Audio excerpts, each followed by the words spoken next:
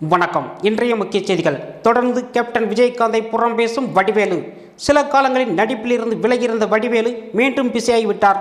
மாமன்னன், சந்திரமுகி 2 படங்களில் தொடர்ந்து தற்போது கேங்கர்ஸ் படத்தில் நடித்துள்ளார். பல வருடங்களுக்கு பிறகு சுந்தர்சி நடித்துள்ள கேங்கர்ஸ் படத்தில் 24ஆம் தேதி ரிலீஸ் ஆகியுள்ளது. இந்த படத்தின் ப்ரமோஷன் பணிகள் தற்போது நடைபெற்றது. அதை முன்னிட்டு வடிவேலு பல சேனல்களுக்கு இன்டர்வியூ கொடுத்துள்ளார். அதில் தனக்கு ஆரம்ப காலகட்டத்தில் கிடைத்த வாய்ப்புகள் பற்றி அவர் அடிக்கடி பேசியுள்ளார். இந்த வாய்ப்பில் பட வாய்ப்பு உதயகுமார் எனக்கு கிடைத்தது. யாரும் எனக்கு ஒன்றும் வாய்ப்பு கொடுக்கவில்லை. ஹீரோவுடன் டிராவல் பண்ணும்படியாக அடுத்து 10 படங்கள் கிடைத்தது அவரால் தான். சின்ன கவுண்டர் படத்தில் வேட்டி செட்டை வாங்கி கொடுத்ததும் அவர்தான்.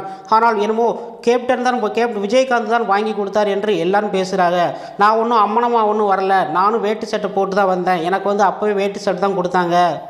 2 வேட்டி சட்டை, ஒரு பனியனும், அதையும் ப்ரொடியூசர் தான் வாங்கி கொடுத்தாரு என மறைமுகமாக கேப்டன் தனக்கு எந்த உதவியும் செய்யலை அப்படி சொல்லிட்டு கூறியுள்ளார். ஆனால் அவரை தெரிந்த எல்லோருக்கும் தெரியும் இந்த பட வாய்ப்பு கேப்டனால் மட்டுமே வந்தது என்று.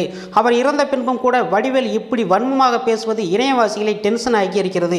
சில பேரை யாராலும் திருத்த முடியாது. திறமை இருந்தால் திமிரும் இருக்கும் என்பதற்கு இவர் உதாரணம். முன்பெல்லாம் வடிவேலை பார்த்தால் சிரிப்பு வரும். ஆனால் இப்பொழுது அவரை பார்த்தால் கோபம் தான் வருகின்றது. இவர் ஒரு நயவஞ்சகர் என கமெண்ட் பாக்ஸில் ரசிகர்கள் தங்கள் கோபத்தை கொட்டி தெரிக்கின்றனர். இன்று ரிலீஸ் ஆகியுள்ள கேங்கர்ஸ் படத்தில் வடிவேலு காமெடி என்று பார்த்தால் காண்டு தான் ஆகின்றது. வடிவேலை முன்பெல்லாம் பார்த்தால் காமெடி என்று பேர் வரும். ஆனால் இப்பொழுது சிரிக்க வைக்க பார்க்கிறாள் தவிர கண்டிப்பாக யாருக்கும் காமெடி என்று ஒன்றுமே வரல.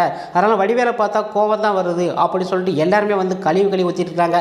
இதுதான் திறமை இருக்கும் இடத்தில் ஒருவர் முன்னேற்றி விட்டால் அவர்கள் நம்ம பெருமையாக பேசணுமே தவிர இந்த மாதிரி அடுத்தவங்களை குறை சொல்லிக்கிட்டு நம்ம யார் முன்னேற்றினாங்க அப்படின்னு தெரியாமல் தேவையில்லாத இந்த மாதிரி ஒரு திமிரு பிடித்து அழைத்த வடிவேலுக்கு இந்த படம் ஒரு தோல்வியை தான் அமையும் அப்படி சொல்லி எல்லாம் எதிர்பார்க்குறாங்க.